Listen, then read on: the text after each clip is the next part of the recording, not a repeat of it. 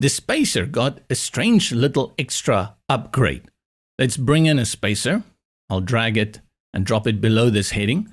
Select it and go to the settings. Traditionally, we could only set the height in pixels. Now you also have the option to put it in VH, which is viewport height.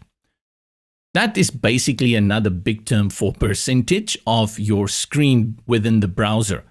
At 50, if I select VH, it's going to fill half of my screen. You can see it jumps to quite a big size.